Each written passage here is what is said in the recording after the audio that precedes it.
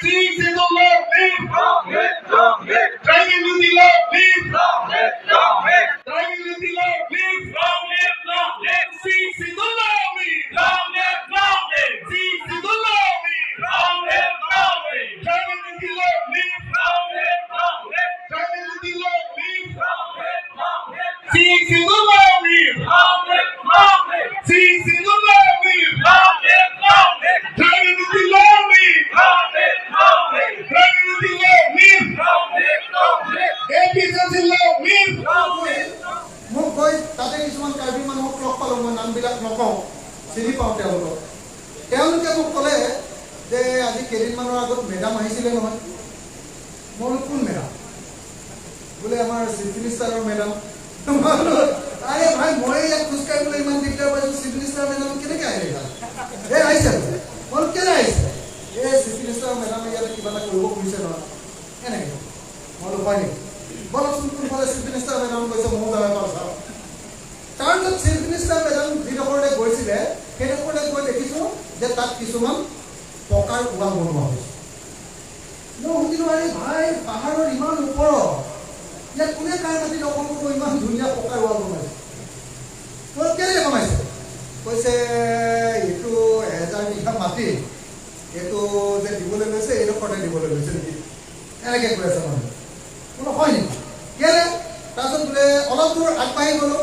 আগবাঢ়ি যোৱাৰ পাছত দেখিছোঁ কিছুমান এনেকৈ শ্লোপ কাটি আছে টেৰেছ কাটি তাত কি লগাইছে কিছুমান টাইলছ লগাই আছে ধুনীয়া গোটাই টাইলছ সেইটো টাইলছ মই আগতে দেখাই নাই মই এইটো টাইলছ কেলে লগাইছে কৈছে এইটো টাইলছ লগাইছোঁ আমি ইয়াত ট্ৰেকিং কৰিম মই কেলে বোলে নহয় এইটো আমি আনিছোঁ কাঞ্চনজুৰি চাহ বাগিচাৰ আমাৰ CMৰ যিখন চাহ বাগিচা আছে চাহ বাগিচাৰ কাঞ্চনজুৰি চাহ বাগিচাৰ যিটো ৰিজৰ্ট বনাই আছে তাতে তলত থকা টাইলছবিলাক আমি লৈ আহিছোঁ মেডামে আমাক দিছে ইয়াতে টেৰেছ বনাই ইয়াত আমি পুৰা হেৰি বনাওঁ কি কয় আপোনাৰ এই এডভেঞ্চাৰ টুৰিজিম কৰিবৰ কাৰণে আমি ট্ৰেকিং প্লেচ বনাওঁ মইতো আচৰিত তাৰপিছত কৈছে যে মেডামে আমাক বহুত বাঁহৰ পুলি দিছে পলিথিনৰ ঘূৰাই ঘূৰাই বাঁহৰ পুলি দিছে ইয়াত এই বাঁহবিলাক লগাই দিলে ইয়াত হাতী আহিব নোৱাৰে কাৰ্বি আংলং মেডামে বাঁহৰ পুলি দিছে কাৰ্বি আংলং বিখ্যাত বাঁহৰ কাৰণে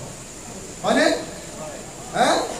জাগিৰোড গোটেই জাগিৰোড যিটো আমাৰ কাগজ কল আছিলে এইটো চলাই আছিলে কাৰ্বি আংলঙৰ ডিমা হাছাও কাৰ্বি আংলং বিখ্যাত বাঁহৰ কাৰণে এতিয়া কাৰ্বি আংলং পাহাৰৰ ওপৰত মেডামে সৰু সৰু এনেকুৱা বাঁহৰ পুলি দিছে পলিথিনত পচোৱা যে তাতে লগাব আৰু তাৰপিছত ট্ৰেকিঙৰ জনাব মই আপোনালোকক সুধিব খুজিছোঁ মই সদায় যে কথাৰৰ মুখত শুনি থাকোঁ সদায় শুনি থাকোঁ যে কাৰ্বি আংলঙলৈ বহুত বাহিৰৰ মানুহ আহিছে বাহিৰৰ মানুহে মাতি লৈছে আমি কাৰ্বি মানুহবিলাকে বেয়া পাইছোঁ এইবিলাক কথা কৈ থাকে কাকাৰদাই মই সুধিব খুজিছোঁ যে 6 চিডুল এৰিয়া কোনোবা মানুহক 6 চিডুল এৰিয়াৰ বাহিৰৰ কোনোবা মানুহক এনেকৈ 1000 বিঘা মাটি কোনোবাই ইচ্ছা কৰিলে তেওঁ লাগিলে চিফ মিনিষ্টাৰৰ ঘৰৰ মানুহে কওক বা CMৰ কোনোবা সম্পৰ্ক মানুহে কওক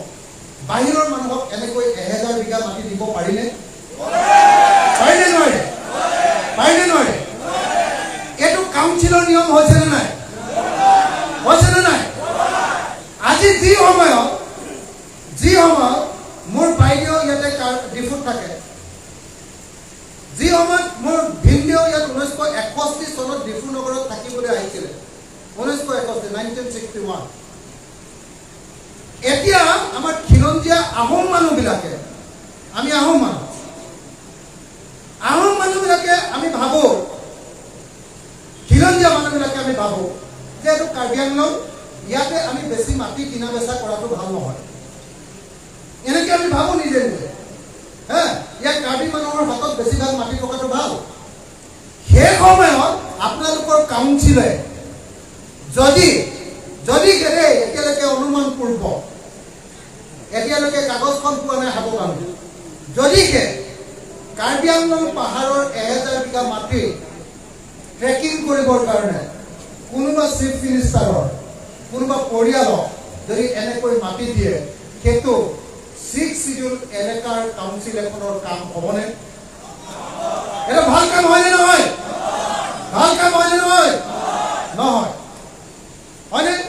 মই আপোনালোকক সুধিব খুজিছোঁ, আপোনালোকৰ কাৰ্বি মানুহবিলাকে আন্দোলন কৰি আছে, হিমন্ত বিশ্ব শৰ্মা সেৱা কৰি গোটেই কাৰ্বি আংলঙৰ সকলো ক্ষমতা একদম এতিয়া লোকসভা নিৰ্বাচনৰ পূৰ্বে আপোনালোকৰ যি ৰণনীতি পাহাৰৰ কাৰণে হ'ব, কেনেকৈ ধৰণৰ হ'ব? আমি আজি দেখিছোঁ যে কংগ্ৰেছ দলে স্বতন্ত্ৰ দিয়াকৈ আমাৰ লগত ভাৰতৰ ৰাজনৈতিক দলৰ বহুত ঐক্যবদ্ধভাৱে কাম কৰি থকা অৱস্থাতে স্বতন্ত্ৰীয়াকৈ সম্ভাৱ্য প্ৰাৰ্থীত্ব ঘোষণা কৰি দিছে। এইটো দুৰ্ভাগ্যজনক। মই ভাবোঁ যে কংগ্ৰেছ দলে এই কাম কৰাটো উচিত নাছিল। আপোনালোকে সকলোৱে জানে যে এতিয়া বিজেপিক বিদায় কাৰণ বিজেপিয়ে আমাৰ দেশখনক সম্পূৰ্ণৰূপে ধৰ্মীয় মৌলবাদী এখন দেশত পৰিণত কৰি দিছে। আমাৰ দেশৰ সংবিধানখন তেওঁলোকে নাইকিয়া কৰি দিব খুজিছে আৰু আমাৰ দেশখনত হিন্দু, মুছলমান, খ্ৰীষ্টান আমাৰ দেশখনক বৰবাদ কৰি দিব খুজিছে।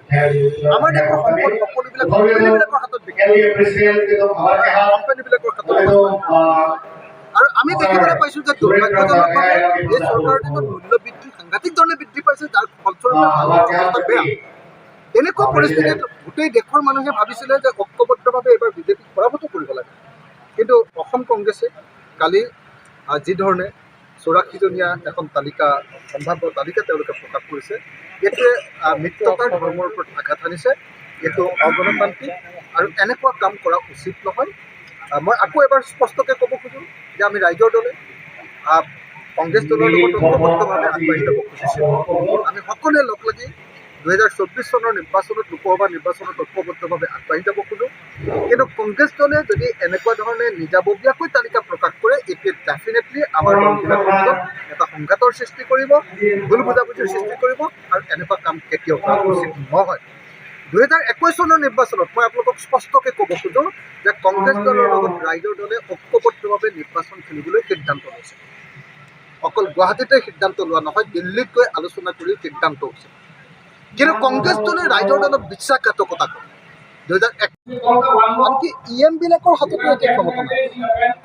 EM বিলাকেও এতিয়া আপোনাৰ কোনো কাম কৰিব নোৱাৰে। তেওঁলোকৰ হাতত ফাইনেন্সিয়েল কোনো ধৰণৰ চেংচনৰ তেওঁলোকৰ অধিকাৰ নাইকিয়া কৰিছে। গতিকে মই ভাবোঁ যে স্বায়ত্তশাসিত পৰিষদ এখন গঠন কৰা, বিশেষভাৱে ষষ্ঠ অনুসূচীৰ স্বায়ত্তশাসিত পৰিষদ এখন গঠন কৰাৰ যি লক্ষ্য, সেই লক্ষ্যৰ পৰা কাৰ্বি কাউন্সিলখন এতিয়া আঁতৰি গৈছে। দ্বিতীয়তে আমি দেখিবলৈ পাইছোঁ যে ইয়াতে কেৱল আৰু কেৱল ঠিকা এতিয়া কেৱল তুলিৰাম ৰংহাঙৰ পৰিয়াল বা তেওঁৰ সম্পৰ্কীয় মানুহেহে কাৰ্বি আংলঙত এতিয়া ঠিকা টুকুলিবিলাক লাভ কৰিব। ব্যৱসায় বাণিজ্য কেৱল আৰু কেৱল এটা পৰিয়ালৰ হাতলৈ গুচি গৈছে। এইটো দুৰ্ভাগ্যজনক ঘটনা। আজি আমি দেখিছোঁ যে 100 কোটি টকাৰ ৰাস্তাৰ কাম কেৱল এটা পৰিয়ালৰ হাতলৈ গৈছে।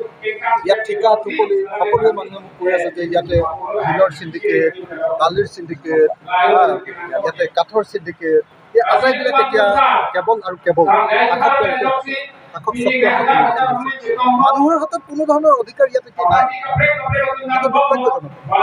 আৰু মই শুনি আছিলোঁ বাহিৰত যে নহয় কাৰ্বি আংলঙৰ যথেষ্ট উন্নয়ন হৈছে, কিন্তু কাৰ্বি আংলঙলৈ আহি দেখিবলৈ পালোঁ যে কেৱল লক্ষ্মীনগৰৰ কেইটামান ৰাস্তা বনোৱাৰ বাহিৰে আৰু এখন ষ্টেডিয়াম যোৱা চৰকাৰৰ দিনতে বনোৱাৰ বাহিৰে আচলতে কাৰ্বি আংলঙৰ লক্ষ্মীনগৰৰ মানে 3 নম্বৰ ৱাৰ্ডলৈকে মই গৈছিলোঁ ধৰমনগৰ, সেই ৰাস্তাটো কেনেকৈ বনাইছিলে